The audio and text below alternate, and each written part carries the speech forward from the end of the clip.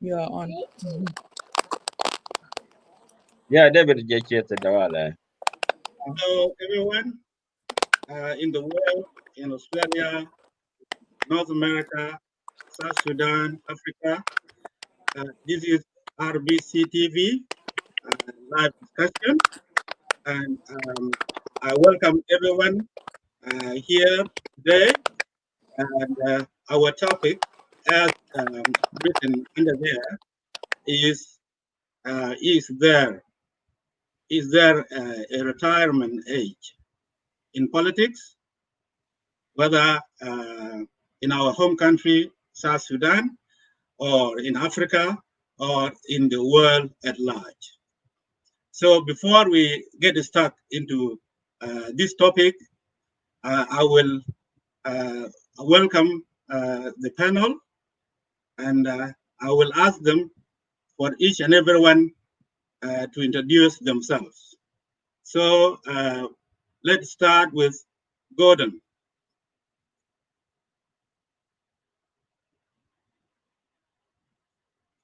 You cannot mute, Gordon. You cannot mute. It's not again, Gordon. Sorry. Okay. Can mute. Louder than me. Okay. Is it okay now? Yeah. Yep. Okay. Yeah. Just introduce yourself, and then we go to Mading, and then Cholok, Yala Agar. That way. Okay, thank you. Yeah. Sorry. Are you hearing me now? Yes. Okay. Thank you so much, David. My name is Gordon Ajak. I'm a South Sudanese Canadian who is residing in Hamilton, Ontario. That is in Canada.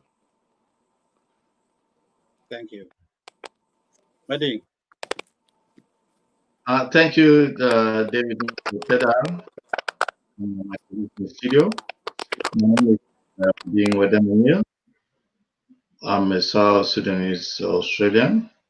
I'm currently residing in Sydney, Australia. Thank you. Thank you. Gar. Okay, thank you, David, and hello, everyone around the globe. I greet you all in the name of RBC TV, which is Rumbek broadcast. So I greet you all and welcome to the show, everyone. My name is Agar Demobok. I'm South Sudanese residing in South Australia, which is Australian South Sudanese or South Sudanese Australian in Adelaide. That's my state, South Australia. Thank you so much. Adelaide, oh yeah. Thank you. Cholok. Hi, everyone. My name is Cholok Dudgum. I live in Sydney, Australia. Thank you for having me on this platform. I look forward to the discussion. Thank you, Cholok. Hello, everyone, and my name is David Nobochadar. I'm a South Sudanese Australian. I live in South Australia as well, Adelaide. Thank you all for your introductions. We have one more, brother Abraham is here. Is Abraham here already? Yeah, so Abraham, welcome to introduce yourself. Hello, Abraham. Laura unmute, Abraham. Did you not mute? He's on mute, yeah. Unmute yourself, Abraham.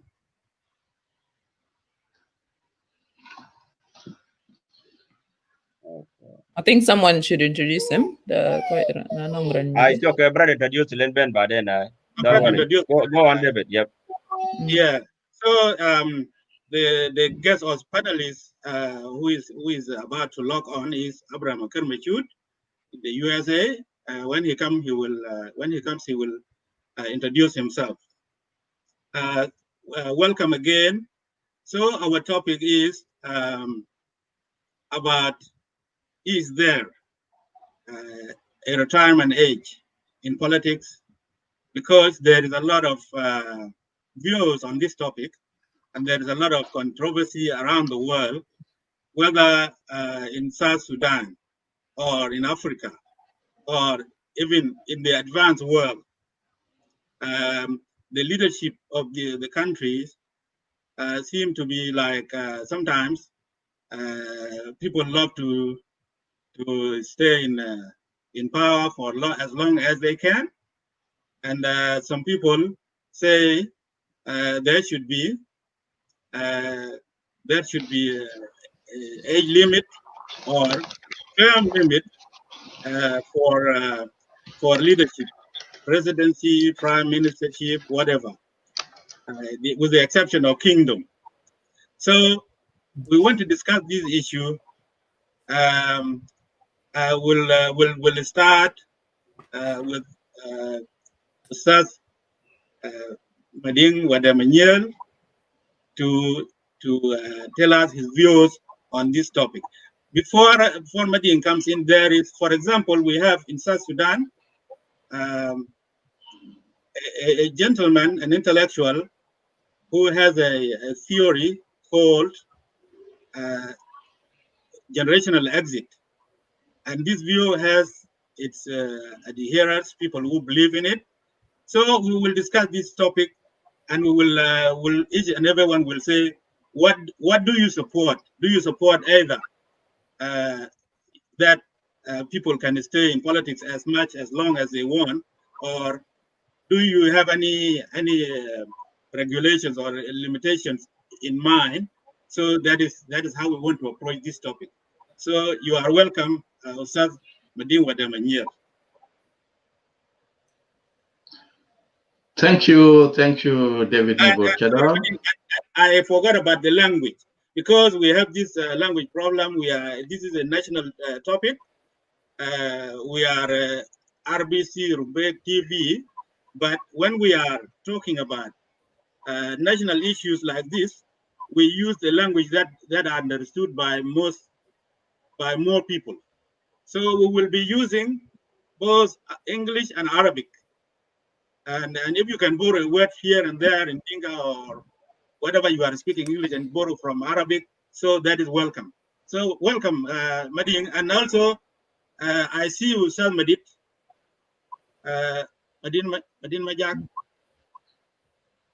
He appeared here, and can you bring him again? So welcome, Madin. Sorry, you are welcome to start the topic. Thank you very much, David Mabukada, for introducing me. Thanks also to our viewers worldwide, wherever you are. Could be morning or evening or night. And also I would like to extend my happiness for the new year and Christmas also. And I think this will be our first show since the beginning of this year. I'm looking forward to see all of you and all our viewers that this new year 2021 will be more prosperous year to the entire world and to particularly to people of South Sudan, wherever they are. Yeah, in fact, it's true. The retirement age, if there is no retirement age in politics, there is no precise answer. But in reality, there is a limit and the end for each and everything. When you reach a time that you cannot deliver, you will hang up your boots. And if you don't want to hang up your boots, the nature will hang up your boots, whether you like or not. This is the theory of nature. You cannot avoid that. But let me start from one point, which is where this confusion starts from and why is it happening. Mostly in civil service, there is an age limit where people work and you retire. And that is based on civil service laws and constitution of the country. When you work, in some countries 60 years, some countries 65, 76, 67, 70, it differs from country to country. The reason that is happening is because you need to retire and take your time, enjoy your retirement and get your pension and do other things in your life because you have done a lot of things that you have delivered to your nation. And also you pave the way for other generations, other people to get employment. You can just continue in office while the universities and high schools are producing people also that are looking for opportunities, employment opportunities. When we come to politics, particularly in politics, there are two ways these things work. While politicians don't want to retire in most of the countries, especially in our countries, particularly we take case study of Africa. From my point of view, it's not which age you are in politics. It's really what are you delivering. You could be young, you could be old, but what is your vision? What do you want to do to your people? Is it the age factor that will determine what you do, or is it the vision and your understanding and the programs in which that you avail politics to be one of the paths you took to achieve those goals and objectives?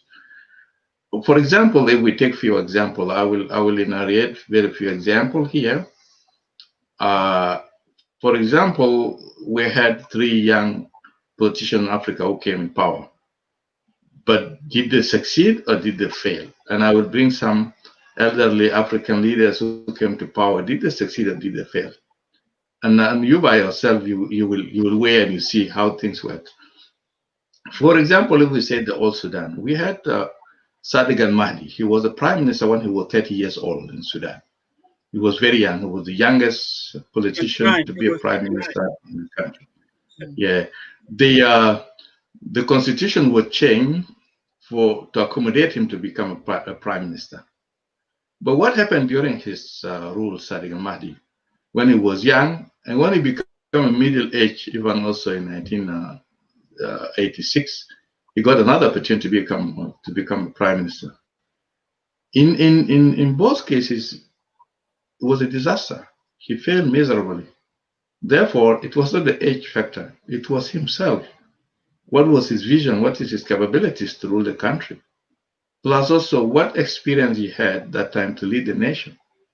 Also, we don't need to undermine experience. You may be educated, but that's not only enough that you can rule the people. You need also, you may need experience in politics particularly. You may be specialized in a particular subject, economics or politics, political science or engineering or medicine, but that alone will not qualify you to be a leader of the nation or be a leader of the people. Another example was Thomas Sankara of Burkina Faso. He was very young. When Mr. Sankara came to power, he was 34 years old. Although he didn't rule for long, due to the fact that he was overthrown by one of his colleagues, Compaoro, he did a lot of things in that age, in which that Africa today is still remembering him, because he had a vision. And you have Jerry Rawlings of Ghana. When he came, he was 32 years old. When he took power first in 1979 in the coup, he had some achievement and he had some failures. These are examples of young generation who came to power in Africa.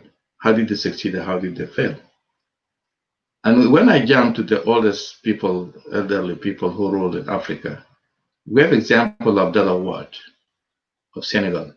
Abdoulaye Wade of Senegal, he came when he was 72 years old. He took power democratically, he was elected. He put Senegal in the right direction democratically until today. And Senegal now one of the successful democracies in Africa. He ruled for 1 term, but he had a target and vision, and he achieved that. We had Nelson Mandela.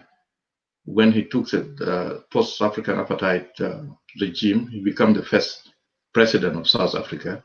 In 1 year, he put the country in the right direction, and he stepped down. Therefore, here it's not the age which really determines whether you will be successful or you'll be a failure. There are so many factors: environment, the political environment, geopolitical scene where you work in, that may determine your failure or success, and also your character or your leadership capabilities. In law, there is you cannot just bar people not to have a right because we are citizens and we have equal rights, unless if you are incapable mentally or you have been accused by committing any crime within the country. Therefore, you will not be eligible to assume any higher office in the country. And there are so many examples. You could be young, you could be old. But the real core issue of this puzzle we are in now is the democracy within the parties. Most of the parties in Africa don't have that democracy within the party. If there is democracy within the party will determine exactly what should be the term of the leader of the party, what the 2 terms, and there should be election within the party to select another person, could be young, could be middle-aged, could be elderly, with the fresh ideas to push the party forward. And we had seen an example. How did the change within the party brought the saga in South Sudan and led to 2013 problem, which all of us South Sudanese were aware of that. And this is one of the problems really we face in most of the African countries, and not only South Sudan. We have seen the party turn into a group of a clique of people supporting certain leader, put their own interests on the top of the interests of the party, at the same time on top of interests of the nation. And this itself is to reflect itself in the way the country is governed. If there is no party, if there's no democracy in the party, we should not expect that there will be a democracy in the country, because the party is the one that we should rule in the country with the majority, absolute majority. Therefore, they will practice that. And you could see how some of the leaders who came in power as revolutionaries, and they continue to rule, and they came really, some of them were very young.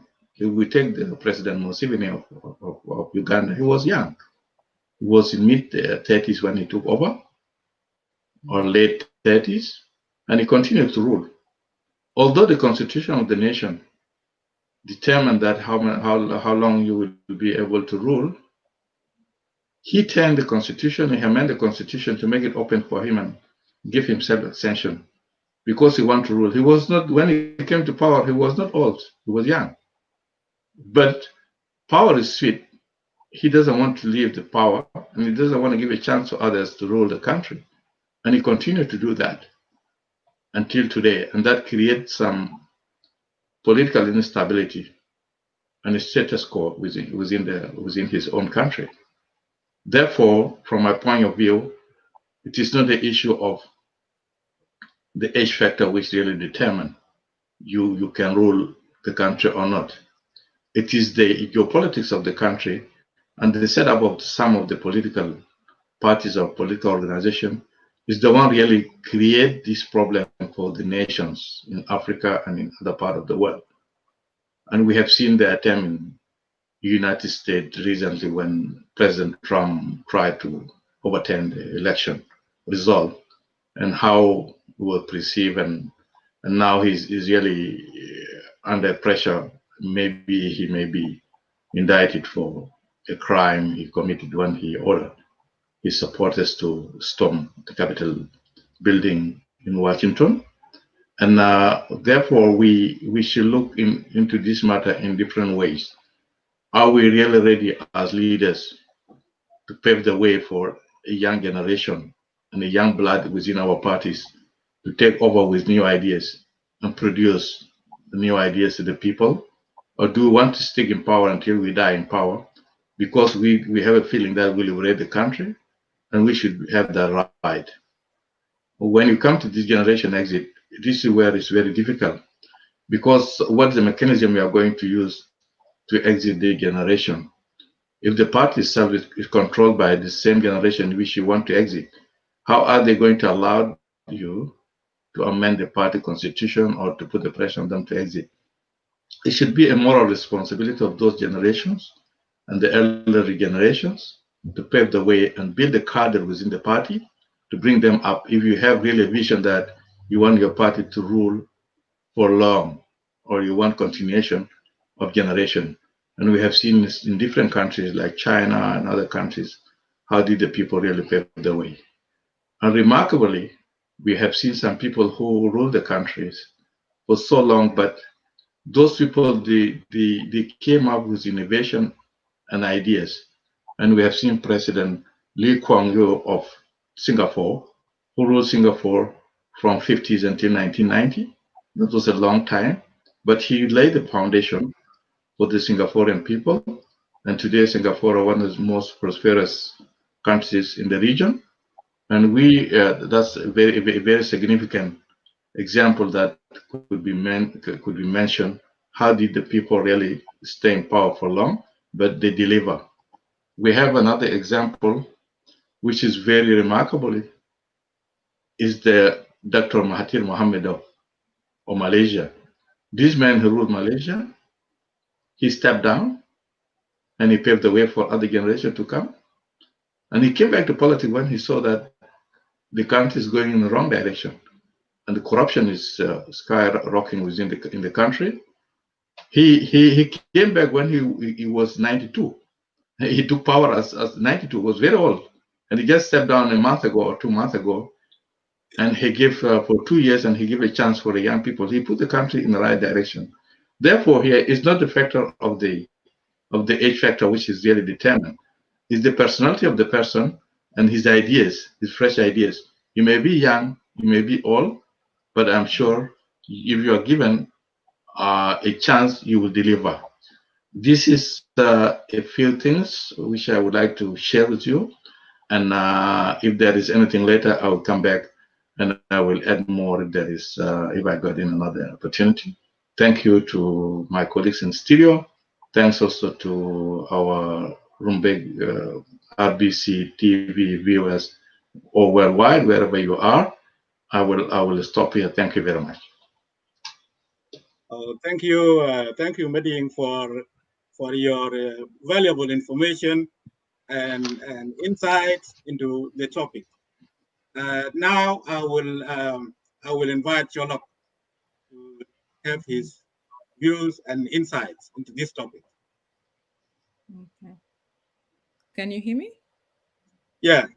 Yeah. Okay. My screen's frozen. Yeah. Thank you. Thank you, Meding, for that great intro. It's been, I think you've summed it up very well. It was some of the notes that I had prepared for myself, but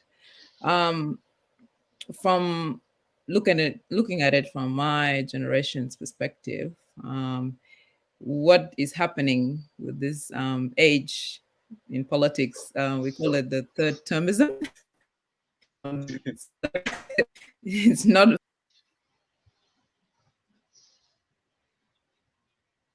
Oh, Cholok dropped out.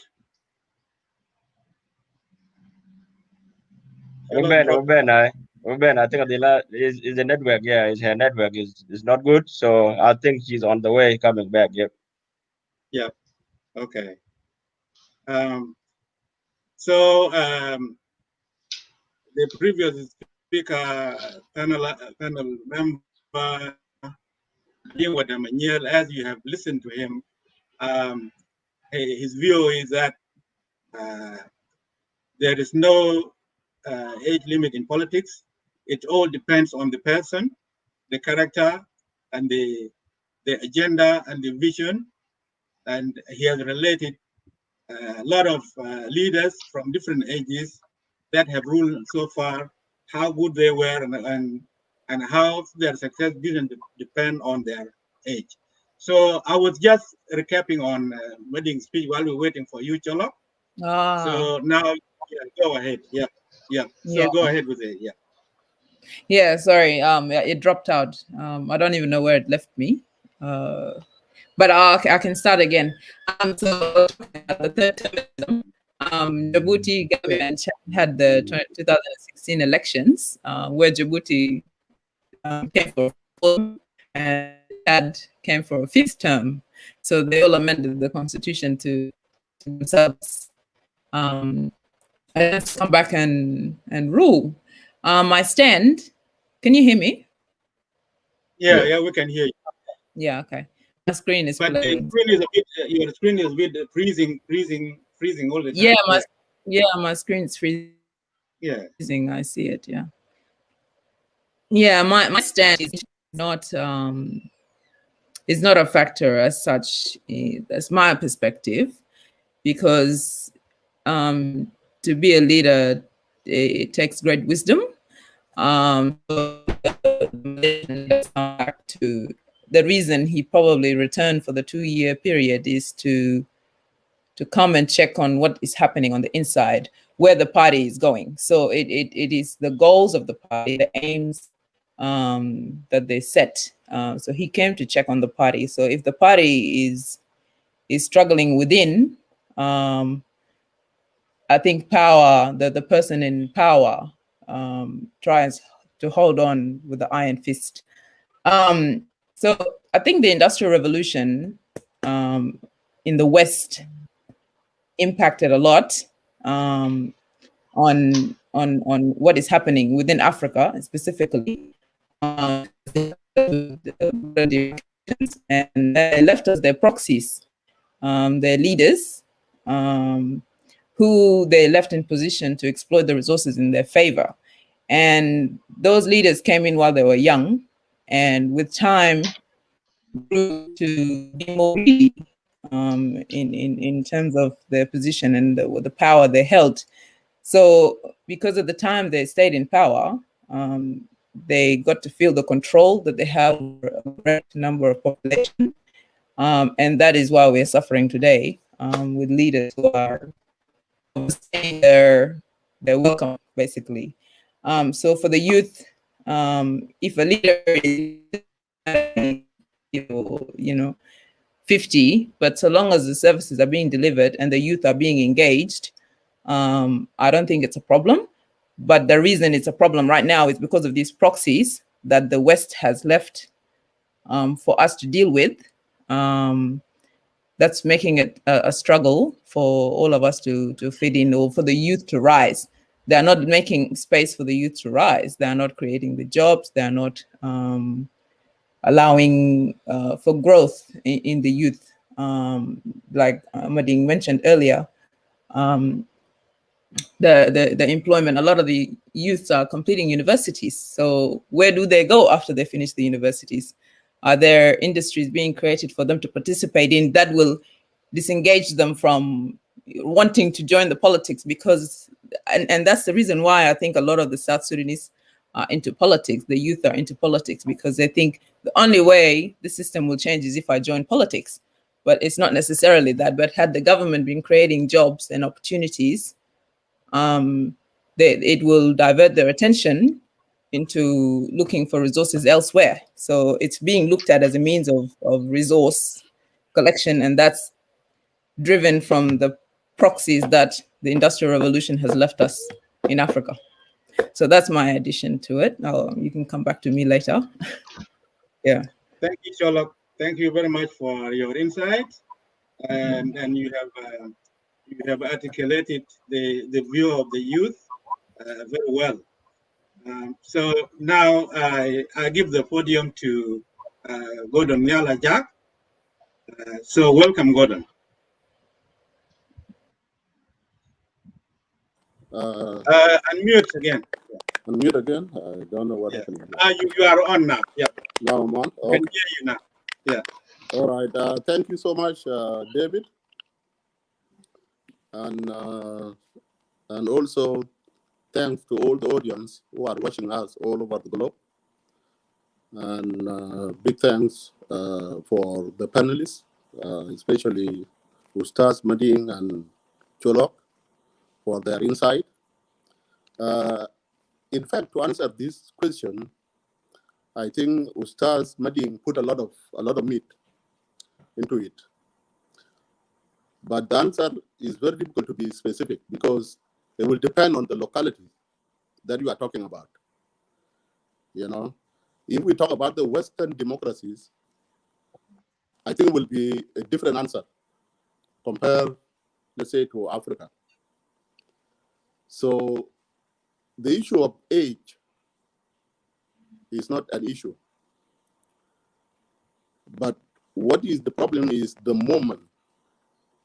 Is there a moment that a person can take a back seat and leave others to take over the leading role?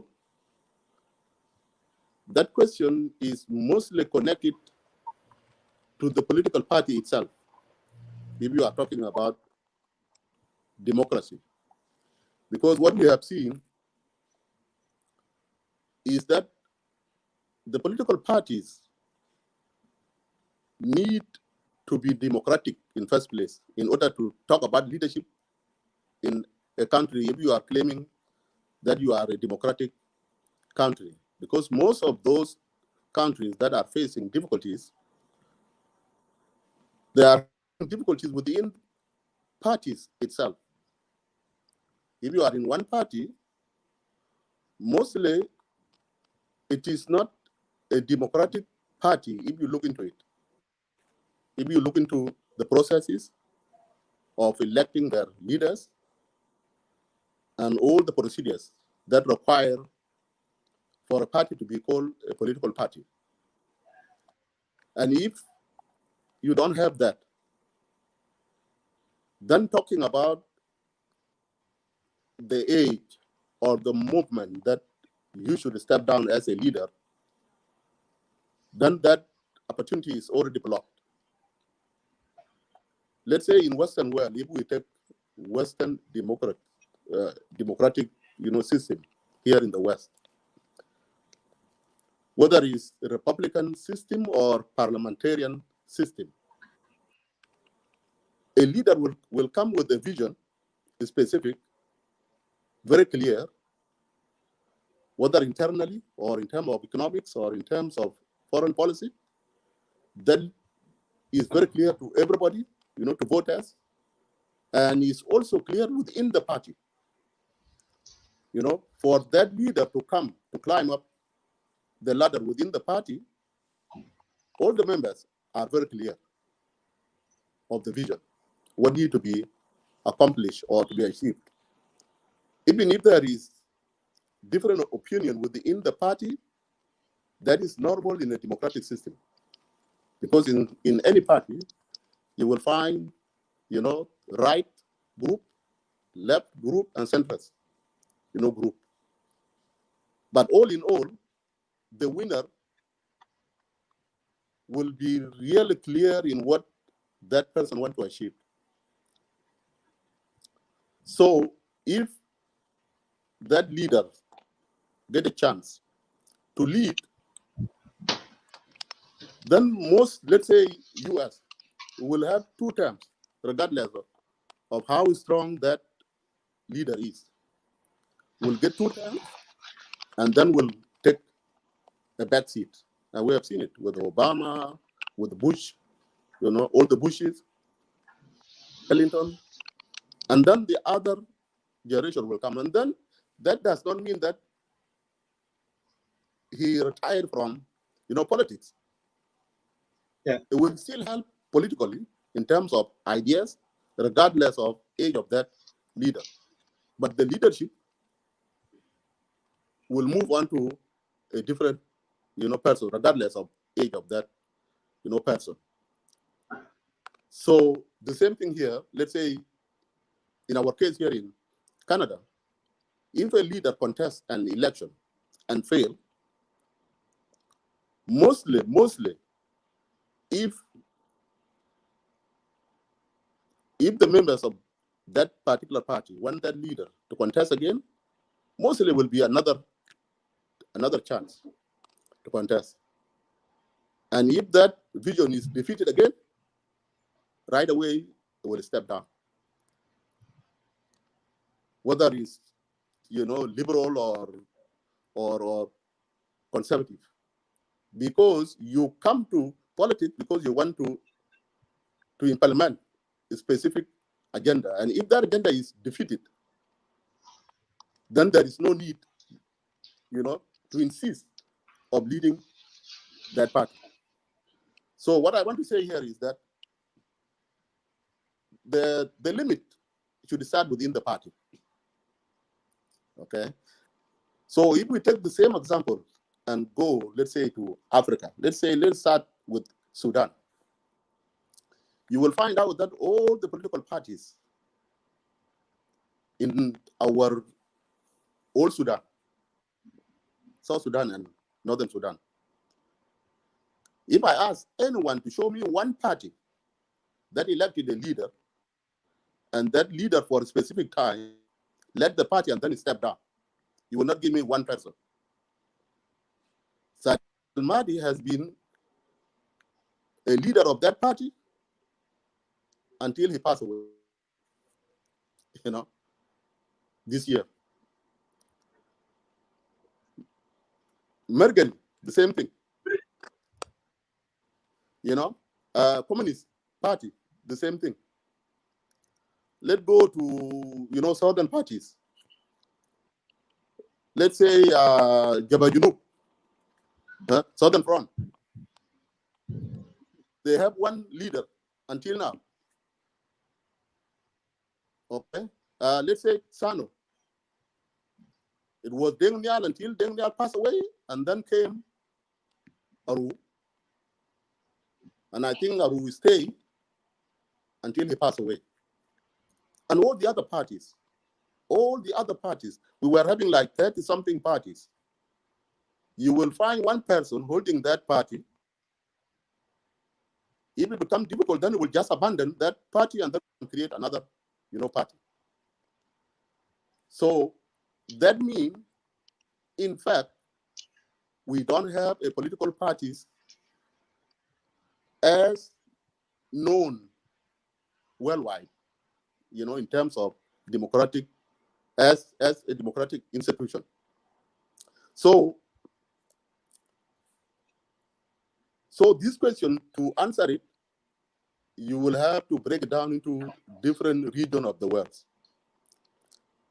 In our case, in Africa, in fact, we need a reform within the parties. There is no democracy within the political parties.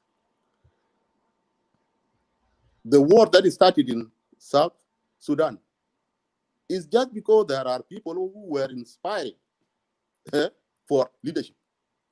Very simple, that's it. That was the cause of war, in fact. Nothing. If you go here and there, they will say, different things, but, the initial issue that led to the war is that there were a group of individuals within the party who were thinking to take over the leadership. That is a crime in, African political parties. And the same thing now with Museveni. Museveni, I don't think that there will be anyone that would dare within the party to think of, raising the hand that I want, to contest. That will be the day that there will be a war in Uganda. So there was a guy who wrote an article in Facebook, a few days ago that I read.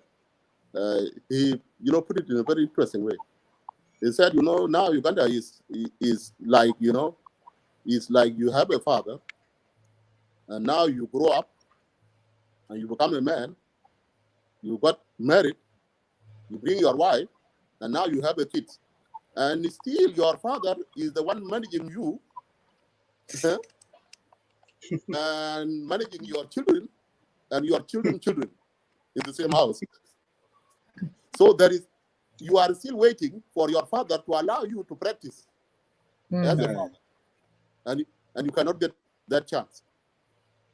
And your child also is another man with children, and he's still waiting for grandpa to give a chance to his dad until the time that his dad will give him a chance, to become a father in the house.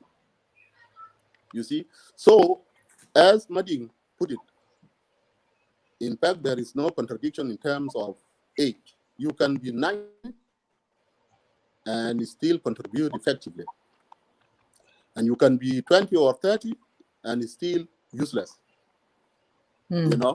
So for African to come out of this dilemma is that they have to accept, if they want to be a democratic countries, then they have to accept the process of creating democratic institutions. If not, then don't waste the resources of the country in creating the parties and running the elections that is already engineered who is the winner. I prefer to be like, China or North Korea. Put a clear dictatorship, very clear, don't confuse people, and then take over and let everybody just watch for you to decide what to do. You want to build a road, you want to build a bridge, it will depend on you. If you want to have a legacy, it is you who will decide it. But if you create a parliament and you give them money and you create this and then you bribe people and you know that you want to rule for 40 years, that means you are wasting the resources of the country, really. You are not doing a democratic system because already you know that you want to rule for 40 years. Then why do you want to waste money, millions of dollars, running elections that you know who is the winner? And that is what happened, let's say, in Uganda a few months ago or last month. Uganda put 20-something millions in internet for election, and then he shut down the internet. Okay, why do you put 20 millions, invest 20 millions in order to manage election, and that internet, nobody used it even for one day in election? So, in fact, we are in a big dilemma. And the worst thing is that we as people, we believe that there is democracy. Let's say there is a democratic, system in Sudan, there is a democratic system in South Sudan, in Egypt, in Uganda. And we know exactly that it's not there. And we have seen it when we were in Egypt. Okay? They put budget out for millions. And in fact, they know how many seats in parliament that they will give, that Mubarak will give ally parties. Will give A, party 3 seat, will give X party 3 seat in this city and this city. And, they know everything that is in here, but money are being wasted using the name of election. I think the same thing now is what is going on in most of African, countries. So if we talk about retirement in politics, in fact, we will try to answer something that we cannot solve, because it's already set by those who are in power. They will just do do whatever to show that there is democracy. They will put up parties, they will put procedures, they will put political bureau and election processes and nomination and all these things. But in fact, it's being controlled by one person. They want Mabur to be the winner in Rumbek, Mabur will win. Okay? But despite that, they will put hundreds of millions in Rumbek, and then from Rumbek, they will take them into their account. But they are using name of election, which is not there, in fact. So the dilemma is a dilemma of political institutions that are not there. And Africans are not willing to create these political institutions intentionally.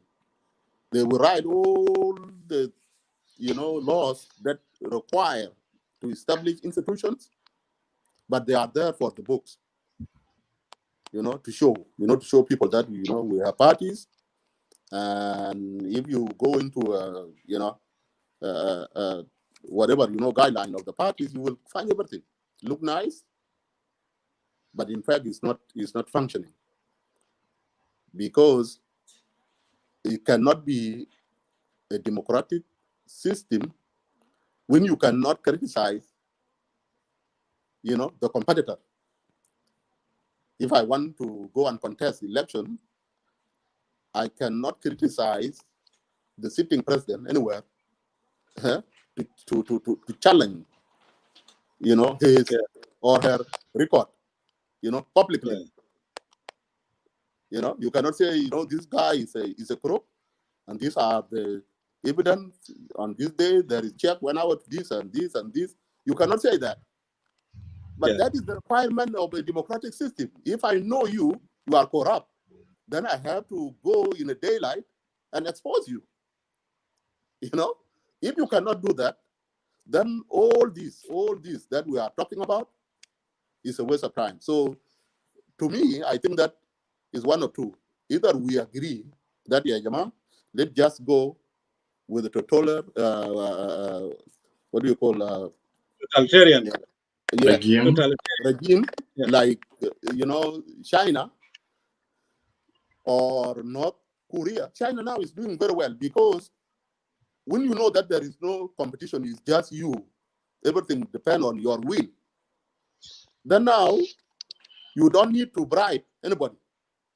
You don't need to give parliamentarian 50,000 or whatever, because you don't need somebody to bribe somebody in order I could see to. Santino Mayor coming up. Yes. So when you do it that way, then the leader will look into history and say, okay, I have to do something so that my name, should be there when I leave or when I die. But when you put it half and half, then all the resources that needed for development will be used for bribing, like what is going on now in South Sudan. All these rebel groups, they are taking millions of dollars. I cannot see Santino. I cannot see him. No, it dropped again. So his network, his network is not okay. He will come back. Yep. Okay. Yeah. So all these, rebellions and so forth,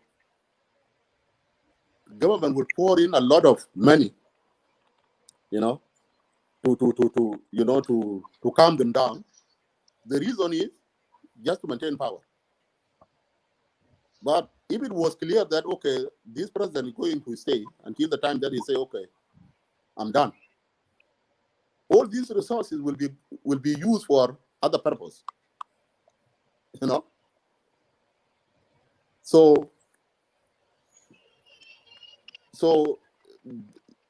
pretty much what my conclusion is that age has nothing to do with the effectiveness of any leader. But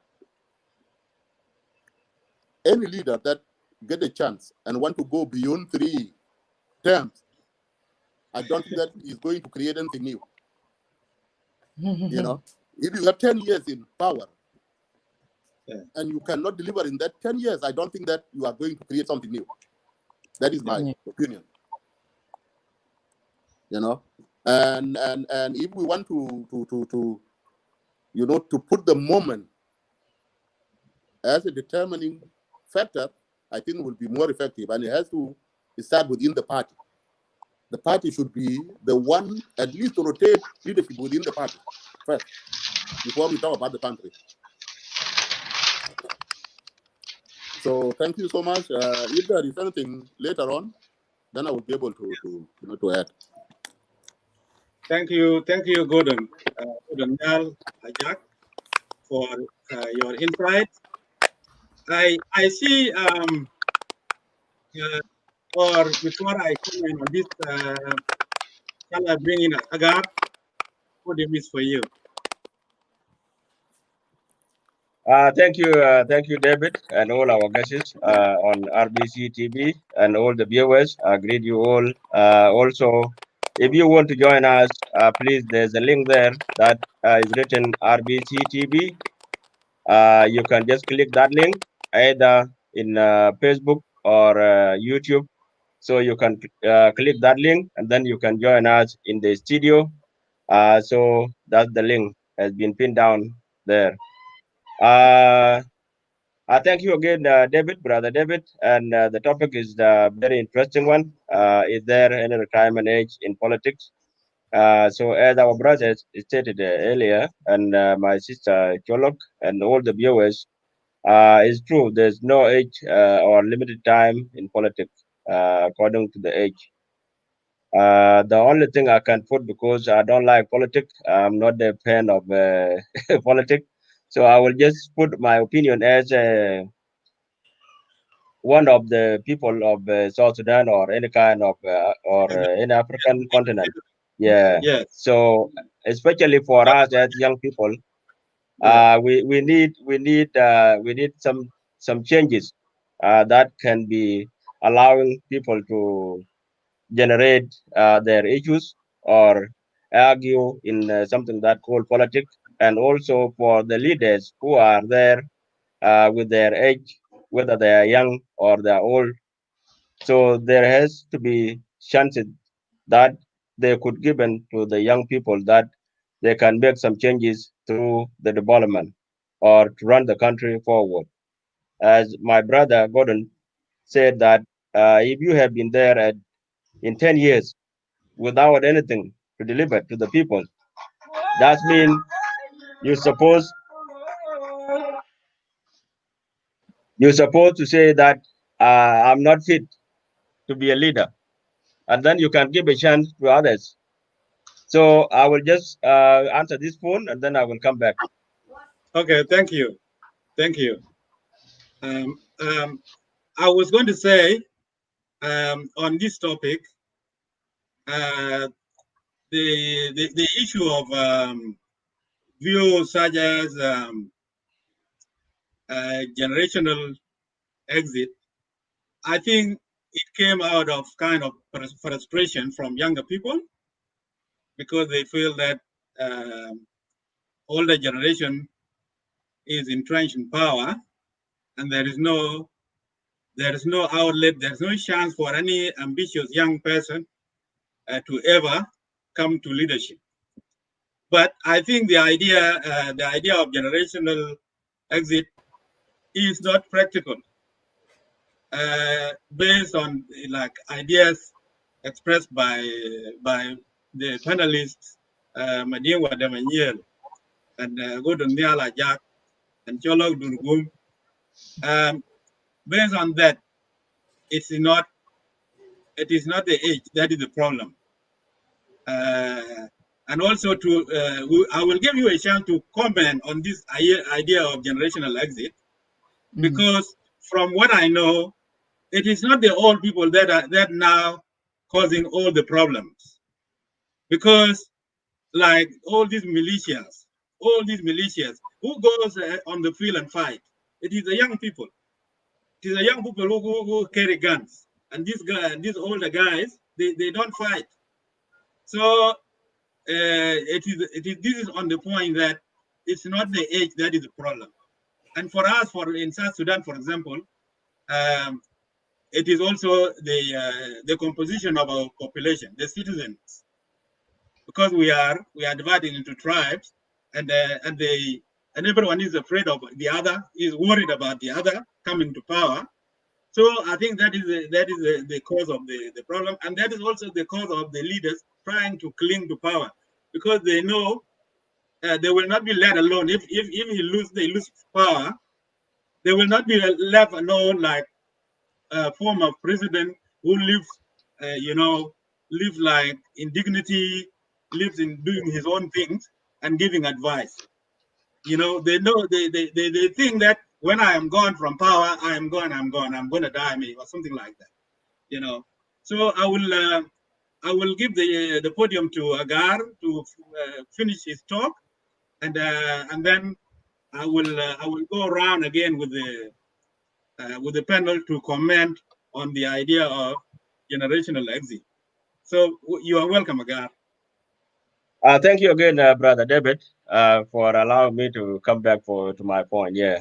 So for all of us as South Sudanese, I will start at South Sudanese Taban, because all of us, we need our new country, new nation to move forward. And to move forward, all the politicians, that's my opinion. Don't take it like I'm doing it compulsory to you guys. So All the politicians, whether you are old or you are young, we need to be specific, or you need to be sure about your commitment to your country,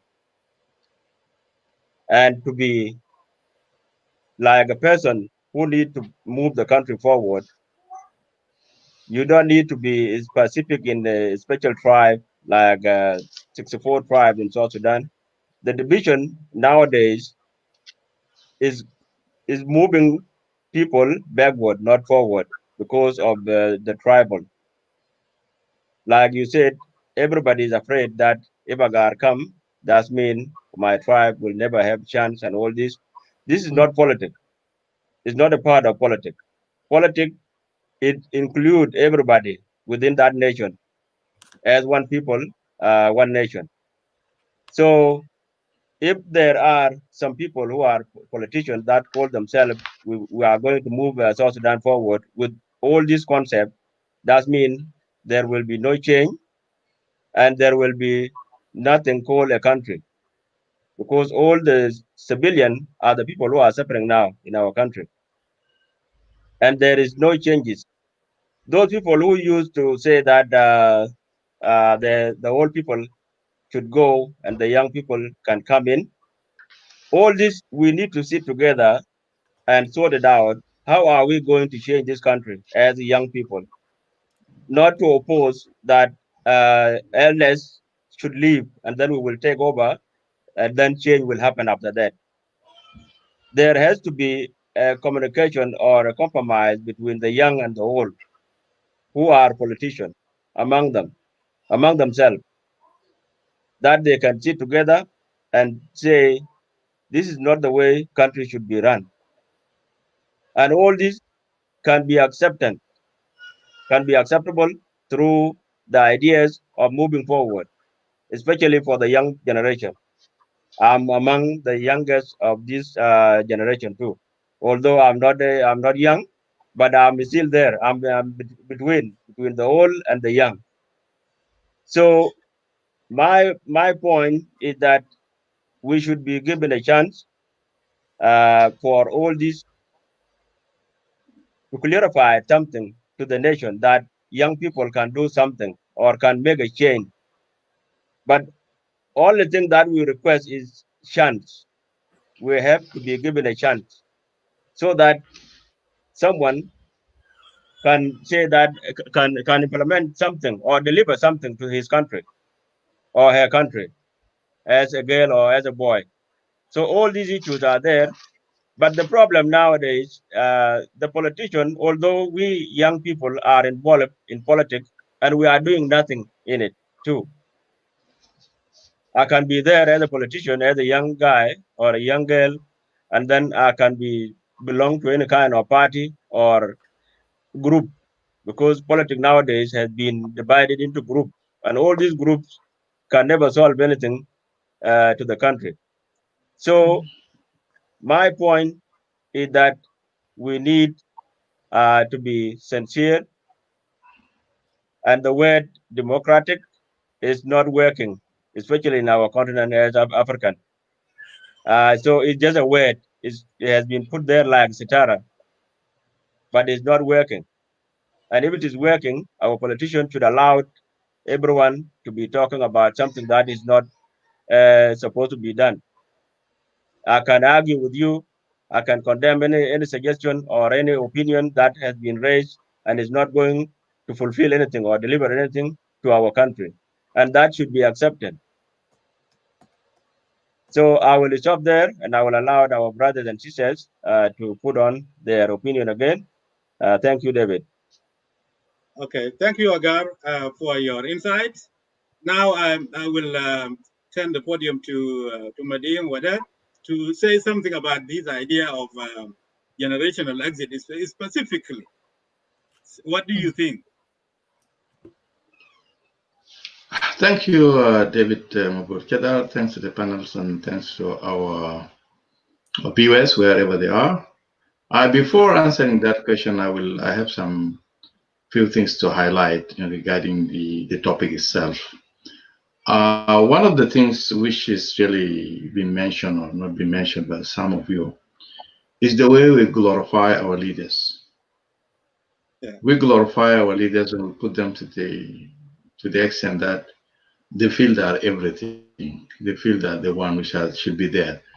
And pathetically, if you see some people that say, "Oh, if this leader go, there's no one there.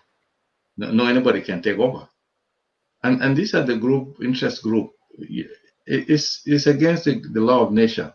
If you say if this leader leaves the power, there'll be no anyone to replace him. Our mothers are still born. They give birth to kids. It's not his mother only. That's the one that will give birth to him. That he will be the leader. There's thousands and millions who will come after him. And the law of nature, you can die. And what will happen? Will you be buried with the nation? You will go as individuals. This is one of the big issues we face. The way we glorify our leaders is more than even the way we glorify our own country and our own nation. And this have an impact. This way of glorifying leaders made those leaders to be more dictators, to be more self-centered, and they feel they are the only one who can deliver. No one else can deliver. And that's the wrong concept. And we are the people who create this situation. We are the people who create these dictators. Even if somebody is willing to hand over power, people will tell him, no, how can you hand over the power? You are the only one who can rule this country. No one else can do anything better than you. They convince him. And you know the tendency of human being, he will have that feelings, if that's what the people say, and in fact, not all the people, those who are in circle, friends and beneficiaries from the system, what they say, they have that feeling he is the one who can lead. Let me cite one example from Charles de Gaulle of France. Charles de Gaulle have shown how the leadership and maturity. When after the Second World War, Charles de Gaulle was the commander of French army. When the German defeated French and Charles de Gaulle went to the bush and he started a guerrilla war against German until the Ally came and they defeated Germany, which is British, UK and Americans, they joined forces and then they defeat Britain and they defeat the Germany in France. The French people, they were chanting on his name because he was a hero, he defeated Germans, he should come and should take over the leadership of the country because of his achievement. When they convened the parliament, Charles de Gaulle was asked by a majority of parliamentarians to take over. His answer was very clear. He told them, I went to Bush to liberate my people from the oppressors of the oppression of Germans. I'm not prepared, I'm not ready at this stage to be a leader or to be a president of France. When the parliament put the pressure on him, and they told him that you are a great leader, he told some parliamentarians, come with me. He took some of them with the cars and they went to cemetery, one of the biggest cemeteries in Paris. He told them, who is being laid down here? This is Voltaire, one of the great French, philosopher. This is Jean-Jacques Rousseau, who was a great man. He said, one day I'll be here. Nobody who is great in this country. All of us, we are great, but we have to work for our country. And he paved the way for other people to come and they formed the government. He said, I can't take France after post-war France because I got no ideas to offer. He waited until in the 60s he came back with his party, and he came back as a strong politician after he learned politics, and he came back and he ruled. And his legacy, Charles de Gaulle, his legacy is still there now in France. This is some of the people and the ideas how people really can do something for their nation. If he was a very selfish person, he would have just taken over and he would fail miserably. And where he would have been now, his legacy would never be there even in history of France. These are some of the few things which happens. Another encounter I had in 2003 with Dr. Hassan Turabi in Doha. We were just chatting with him and politics of Sudan came up and he was talking about his Nasibu, who was Sadi al-Mahdi. Said, one of the failures of Sadi al-Mahdi, Nasibu, because He was too young when he took over. He doesn't have any experience. He'll never sit in office one day as, you know, as a government civil servant or anything. He doesn't know what are the problem people face. He just, because of his legacy of son of Mahdi, he came to power and everything, and he failed miserably. I laugh and I told him, Dr. Hassan, that's maybe true, but one thing also, you are a very experienced politician. You have been there in politics. But you came up now in Sudan and you divide the country with your ideology, and you failed the country also. You failed the country too. He was shocked from my answer. He was not expecting that I'm going to ask him or I'm going to answer in that way. But these are the realities. It's not. It's the way you think in politics. It's the way you do things, and it's the way really you put yourself, pre-position yourself in politics. When we come to youth, and exactly, youth, they are power. Youth are the power and they are engine of change in any country. You cannot overlook them. Otherwise, you're not a politician. You should bring them with you and work together with you to achieve the goals and pave the way for them. Systematically, you build leadership among them, you bring them in the party, let them compete in the party with their ideas. When your time comes, you step down and bring those people, new generation with new blood, and then the country move and the party move forward. But if you stick on that one, it will be a big issue. And the worst part of it, when you see most of these African countries, they came out from armed struggle, most of the governments. And you know, in armed struggle, there is one thing which is very important, which they call it Sharia Sharia. They have that feeling they have right to rule because they fought and they liberated the country. The Sharia Sharia give them that right, in which they overlook everything in the country and they feel with this Sharia Sharia they can do whatever they want to do because they achieve whatever they achieve without consultation of people. They did it by themselves and support of thousands of troops and they achieved that. But the reality is different. The reality is that you are going to rule the country, which is comprised of different people, different ethnic group, different political setup and everything. You need also to change your strategy and how you deal with these people, how you bring them on board, and what can you do and what can be achieved related to that. Also, when we talk about the failures and success, if we say, okay, Sadi al-Mahdi failed, he was 30 years, somebody else failed because he was 40 years, somebody failed because he was 35, someone failed because he was 70 years. We say we don't need those of 30 to 40 because they failed. We don't need those of 60 to 70 because they failed. Who is going to rule the country? Because in those group cap, you will find people who are successful and people who really fail. Therefore, also, it may take it to another level of discrimination. You may discriminate people on age basis, based on the age, which could be unconstitutional sometimes.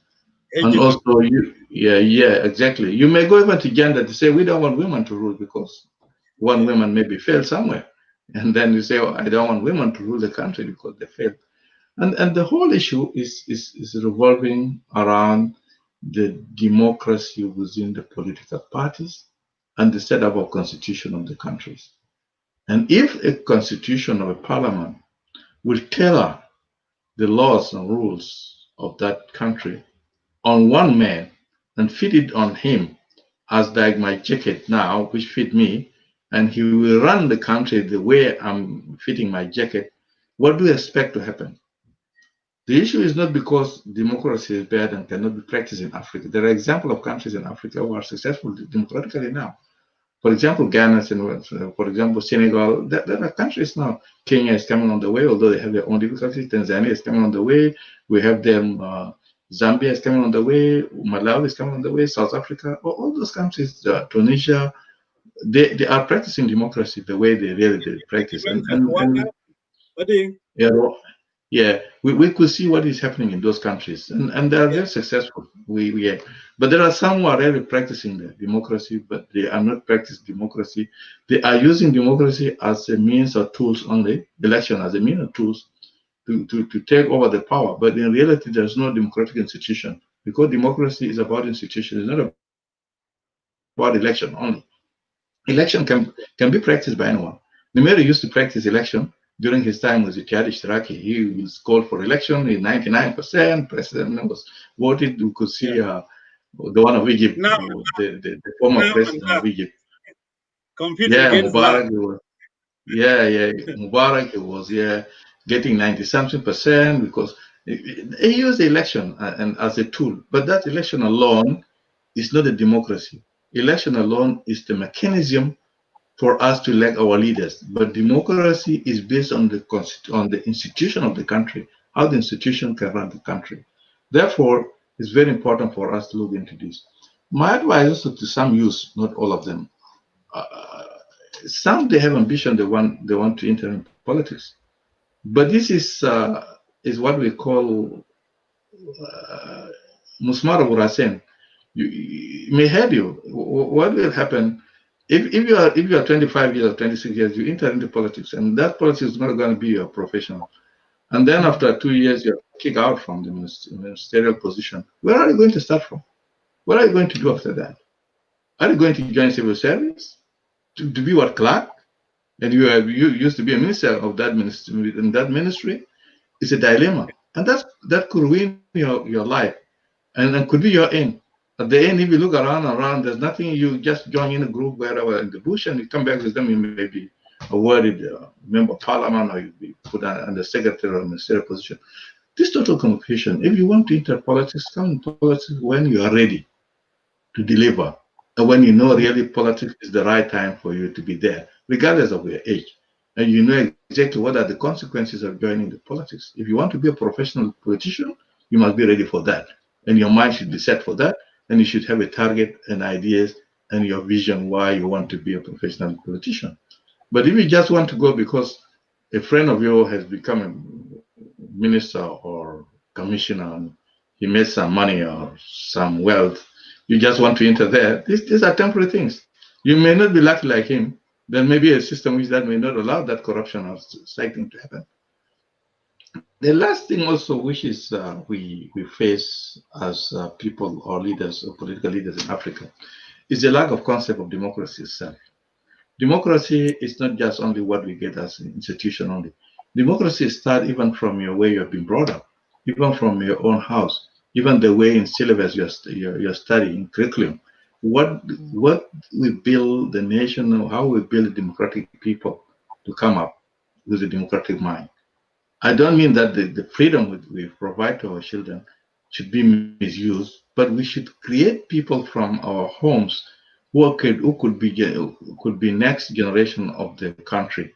But if we create a dictatorship from home, what do you expect from this person who one day when he comes to the power, you expect him to be democratic? He doesn't have it. Father the Shela at you.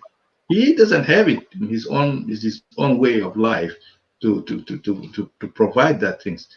And paradoxically, when we see after independence in Africa, most regime or most colonial regimes in Africa, they were undemocratic. There was a democracy in their own countries. For example, when the British ruled Sudan, and Nigeria, and Ghana, and other countries, Kenya, there was a parliament, there was a prime minister in UK. But the one who used to be Hakim al-Am in those countries got nothing to do with democracy. Who was contesting the election with them? No one. The same thing with the French. French also, they used to have democracy in their own countries, but they ruled so many countries in Africa with iron fist. And they ruled those countries. And when we got independent, most of our leaders in Africa, they took that chance and they thought this is the way things are run. They thought when you come in power, you do whatever you want because that was the country was ruled like that, and I should continue like that. And this, unfortunately, I will cite this word from, and I cited before, from a Dinka word, although if my viewers can allow me, manong madul it's the same thing when these people come to power and they feel this country was ruled like that. What are you talking about? What democracy are you talking about? This country will be ruled like that by British, and people were happy. We have to rule it like this. But the fact that these people don't put into consideration, was it Britain was ruled like that? Was it France was ruled like that? Was it Germany was ruled like that? Whether Australia was ruled like that? They don't put those practices. But one thing, I'm optimistic, change will come, and youth will have chance. And I hope all the new political parties even the existing parties, should give a chance to the new generation, build them up, bring them into the leadership of the parties. It's not necessary even to rule the country, but you bring them to the leadership, let them participate with their ideas. Their ideas should be incorporated within the system, political system, because they are generation of tomorrow. And if we alienate them, and if we push them away, and if we put a stop on them, for them not to practice anything, and we create maybe some dictators among them, or some those who support us, or some those who glorify the leadership, they are going to be the leaders of tomorrow. They are going to have the same concept. They are going to practice the same practices, and also we are going to be in the same loop, and there will be no change in the country. I hope everyone in Africa and in South Sudan in particular, we should work hard to see that there is democratization within our political parties, to make sure that the youth have equal rights, the women have equal rights, the elderly have equal rights, and everybody should be evaluated based on his own ideas, based on his own vision, based on his own contribution within the party, within the society.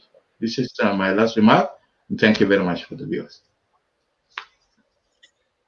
Thank you very much, Ustaz Mading Wada for your powerful insights. Just about the time, we've been here now for 1 hour and 16 minutes, and pretty much we have talked about our topic, all of us, and there's no one outside this panel has come to log on or made comments. I haven't seen any comments yet. So I think we will be making final comments, and then we close the discussion, the show. So I will start with Daniel to say if there is no other views, panel, this is the question to you.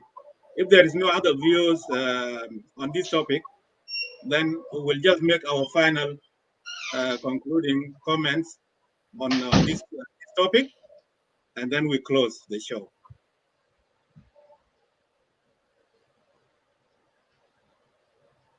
Yeah, Gordon, if you are available, you are welcome. Yes, my cell phone here is about to die, so the sound is not clear, from my side here. Yeah. So I try to move to a different place to plug it in, but it seems like there is no any improvement.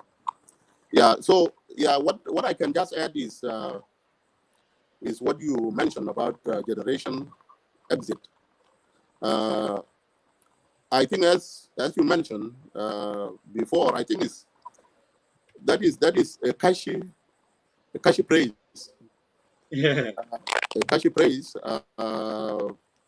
that we can say, as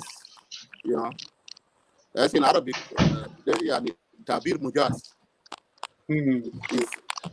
I don't think his intention is for the entire generation, because even within that generation, there are people who are marginalized. They did not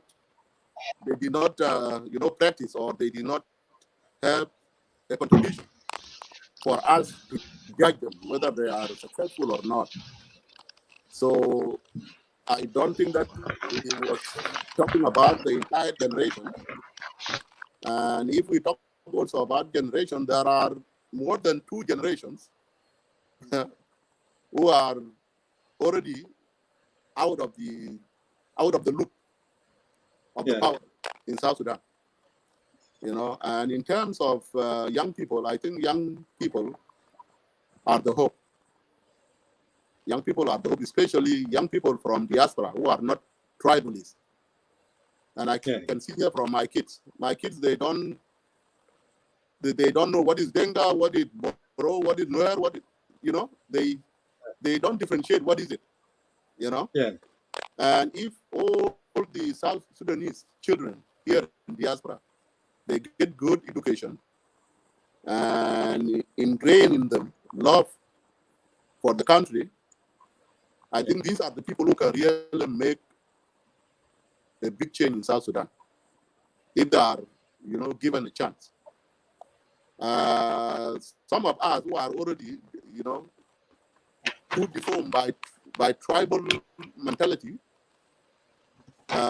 some of us are very difficult to be reformed back, to a normal, situation. Yeah. That's what makes it difficult. Now in the language that is, Kashi is to talk about your clan. Yeah. The accomplishment and the victories of your clan. Yeah. Then you are the true leader. Yeah. And if that is the case, then we are already, in the stage of Somalia. Yeah. We are already there. People don't want to accept that, but we are being Somalized to the extent that, it's very difficult to come out of it. Yeah.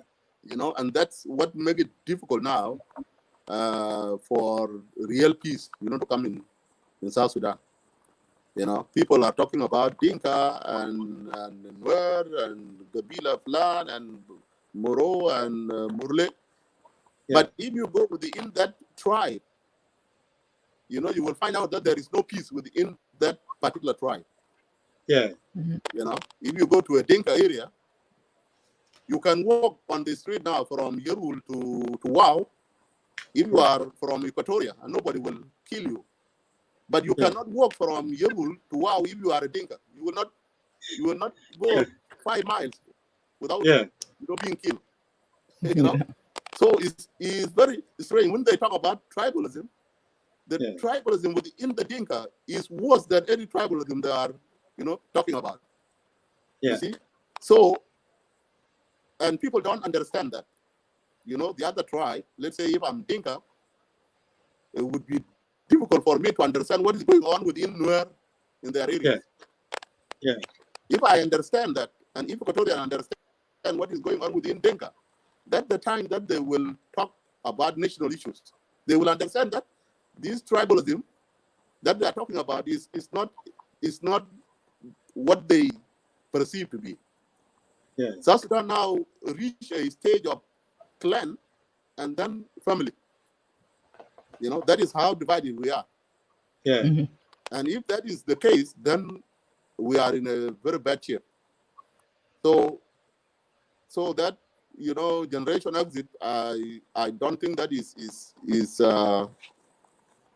the right slogan. It's very catchy, but it's not the right slogan, because by saying that, the young people are uniting the old people, and that's even though they cannot agree, but by using that kind of language is going to unite them.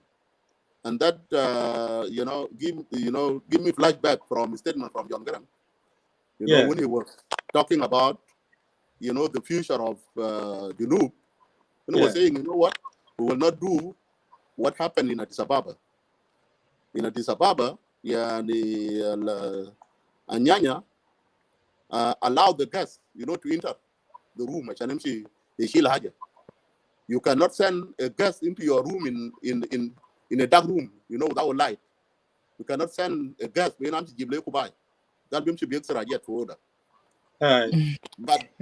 but what happened in Nuzatu and Nazal Kanja in Zatu, but order, and they break their dishes. By themselves. By themselves. So I was very comfortable with that statement. When Garang said that, I said, okay, that is a good thing. Now we were having hope that, the liberators, they should be the ones showing the way, because, they suffer a lot, 20-something years fighting. Yeah. The assumption is that they have goals. And those goals, they have been supported by the entire Sudan. That means if they stick to those goals, they will be able to deliver. Yeah. But unfortunately, نفس الستمنت بتاعت قرن بانه الجاز ما ممكن يكون في دلومه في اوضه بيمشي بيكسر حاجات هم براهم كسروا هنا عفش. You see? So we hope انه شباب في الدياسبرا they have to work hard. Taban Shabab Asaf Junub, yani, I cannot blame them. You know, politics is become the mean of income. Yeah. You know, there is no employment. Mm. You know, for us here now, you know what? You don't need to get into politics. We volunteer here in a political, process, supporting, the parties that we support. But you cannot think that you want to run, or because you have other things, you are engaged. Yeah. You know, but if there is no other jobs that you can do, to get income from, maybe you would have been, thinking of, running so that you get a salary. So that is the case. Yeah, and in South Sudan, every young person want to be a commissioner, want to be a minister, and the whole country become honorable.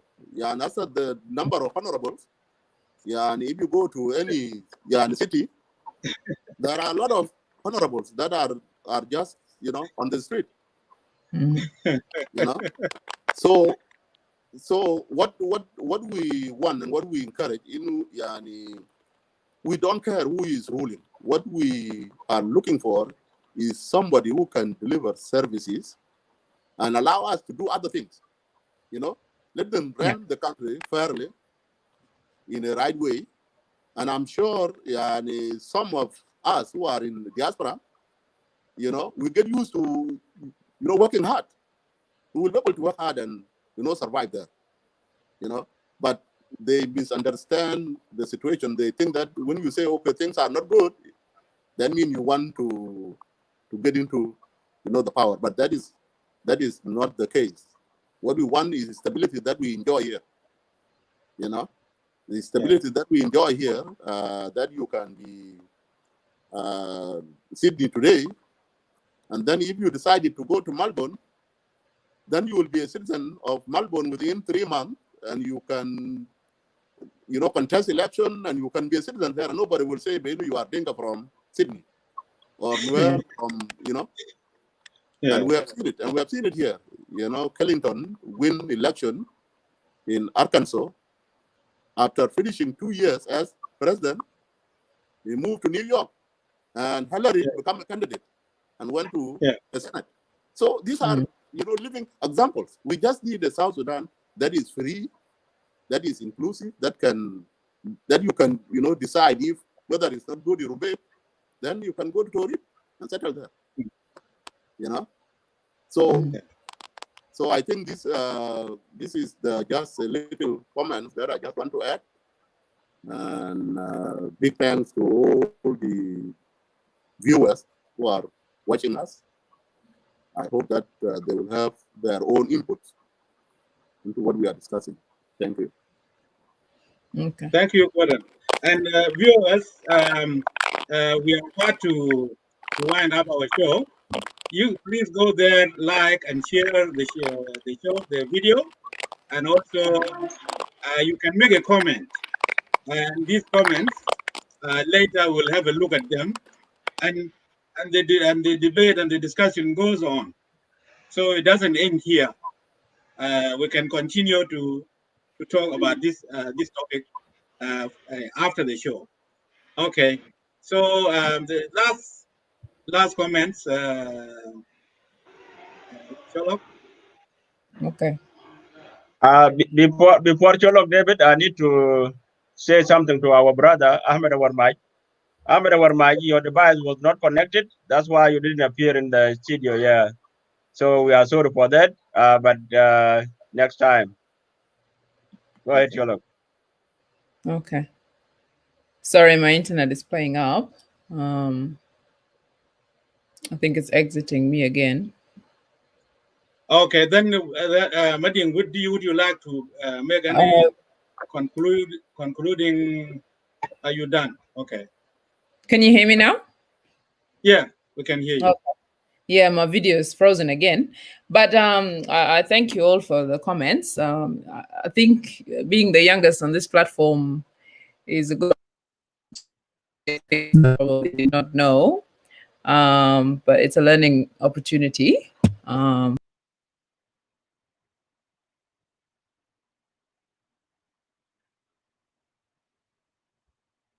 Cholok dropped out again.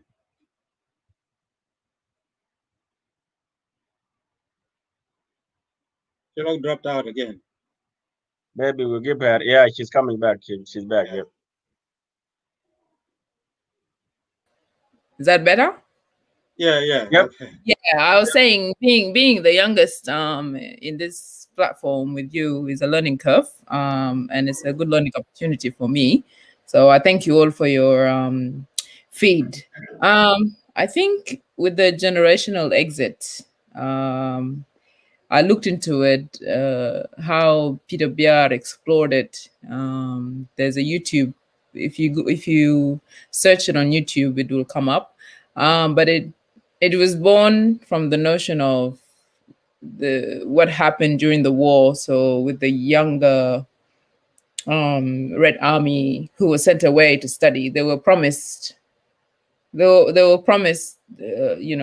home basically. So the idea was for once they have acquired the knowledge and the understanding of the world, they would return and they would be provided the opportunity to take over and practice their skills, and that was going to be their chance to rule. They were not necessarily in the field shooting, all of them, in the war, but they were there to be used later on as a means of building the country. So the youth at the moment are in the mind frame of, we want to learn from the liberators. Why? Because of what I mentioned before, and Ustaz Madingwada mentioned it earlier too, and that was the idea of the proxies that were left for us. The youth in which you mentioned want to just take over because it was ruled. I found that everyone was being ruled the same way. So why do you want something different?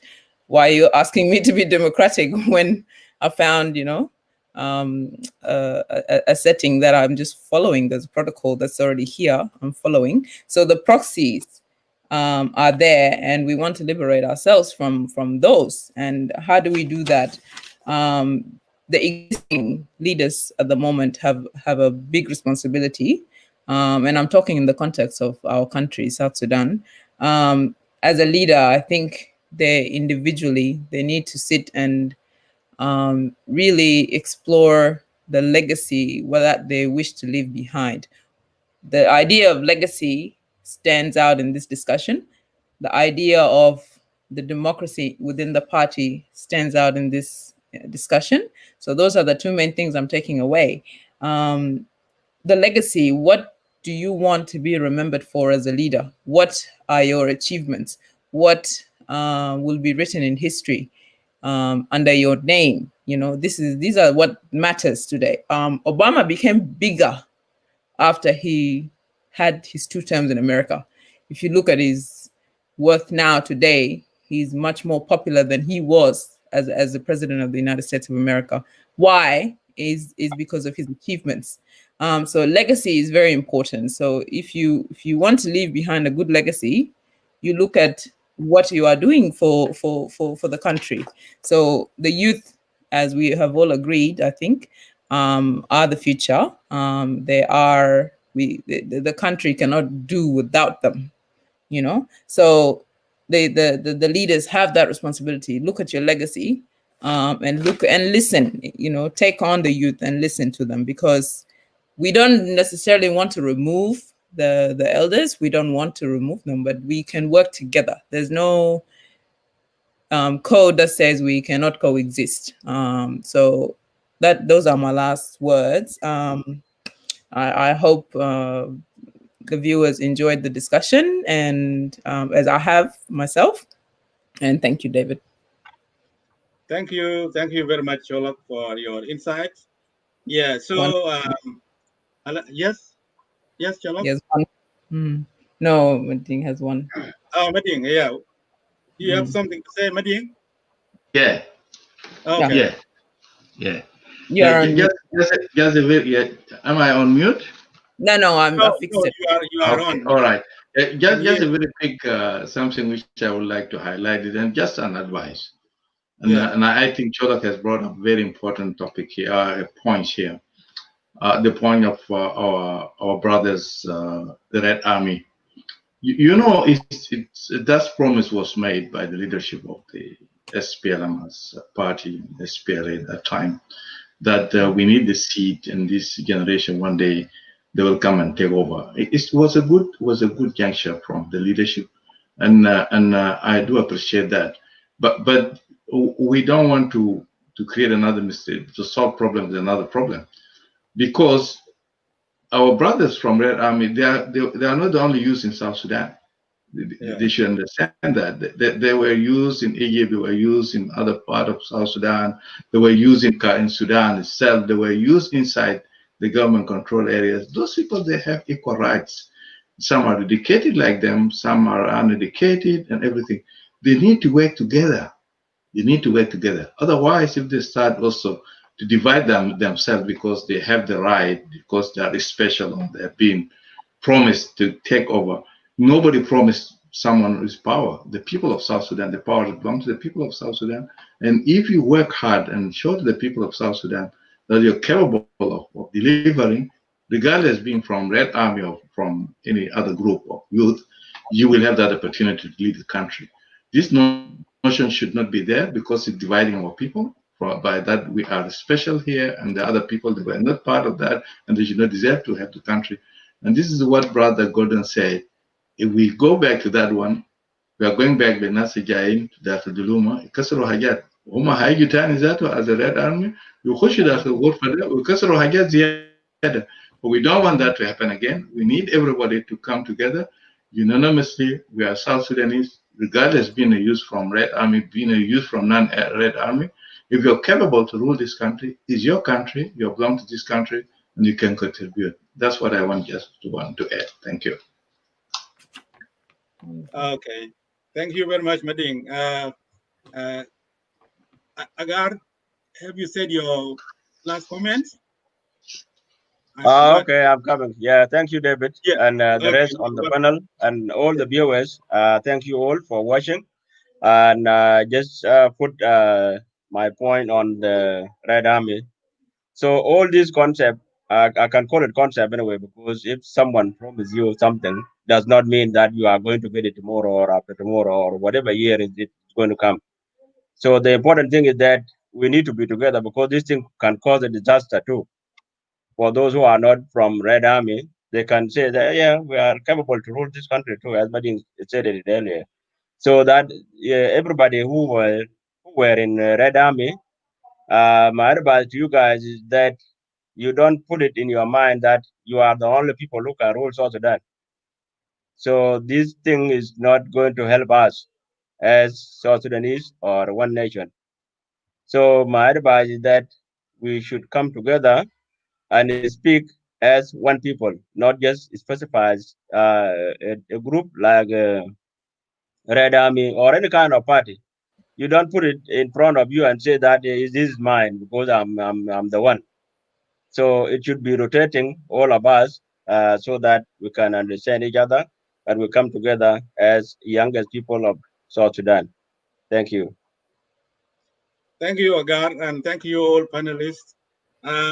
Finally, to wind up this discussion, what I can summarize from your insights and input is that the answer to the question, is there a retirement age in politics? The answer is a big no. It depends. It depends on the person, on their own vision, on their own performance, what they can do and what they did. So that is the main point on this. Things like the problem of our leaders in Africa or everywhere clinging to power over the time is about there are contributing factors that panelists have mentioned, like that there is no real democracy in the parties, and there is also for us in South Sudan we have two issues that will hinder the power sharing and power transition from one person to one hand to another. These issues are two issues We have never been like a nation before. We are in form of tribes. We have never had the opportunity to live as a nation. We're going forward and backward. We're going forward and backward. You know, Addis Ababa agreement and the high executive and the little autonomy government in South Sudan, when democracy, that kind of democracy, as member mentioned before, that kind of democracy, it was not too bad, but we went back into Kokoro because we are tribes, and if an official does something wrong, it will be counted on his tribe, and people will feel that it is this tribe that is doing this to us. So tribalism also is another thing. So everyone thinks the power is the thing that will save them. So they cling to power because they are afraid of the other people taking over, and also the kind of opposition we always have. The kind of opposition we always have is the same copy of us. They take arms, we observe them, they come into government, and they just want to eat like we have been doing. So there is nothing new, and we are afraid of each other. If they morally rule me, I will not benefit from it. So we are afraid of each other. We haven't accepted each other as citizens of the country, and that is why we are doing this. Another thing is the entitlement, the war effort entitlement. During the war, a lot of people have been promised by the movement. Those of us who did not join the war, we were told you are there as our seats too. We were told you are seats too. But when the thing is put on the table, the language will change. So it is another thing. It is the entitlement. Even the Right Army, it is the entitlement, war effort entitlement that they are using. They say that we have been there. We are the children of the movement, and we are the ones who are entitled to take over. They forget about people because Hajarism struggle. It's not all about a gun, and they agree with us on that. The struggle was not all about gun. It is about gun partly, and it's about other things, lobbying, and and awareness about our situation, our problem. So for the Red Army to feel that they have the entitlement, it is the same like the high-ranking SPLA, SPLM leadership have that sense of entitlement, which is called in Dinka or because war, so it is the same issue of entitlement that also is the problem. That's why it is the same hierarchy that will continue for some time. But on the generational exit, as I said, it was a frustration from that young group of people, but it's impractical. It is not practical because how can you apply it? Can you chase out all your parents, your uncles from and you live in their house? Can you tell them, just kick them out and say, now it's time to take over? How do you judge the age? How do you limit the age? What is the limit that?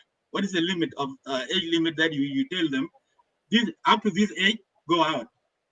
And also, how long are you going to stay there?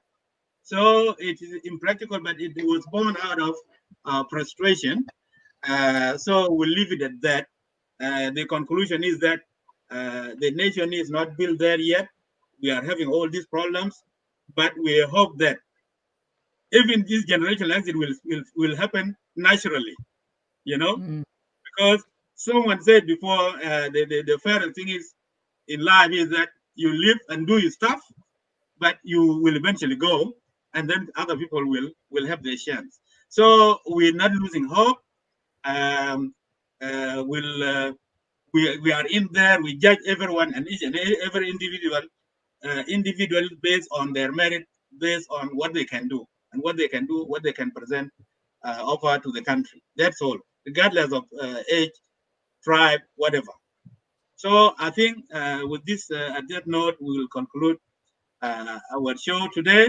Thank you all, everyone on the panel, and thank you all our viewers. Don't forget to like and share and comment if you like. Thank you all.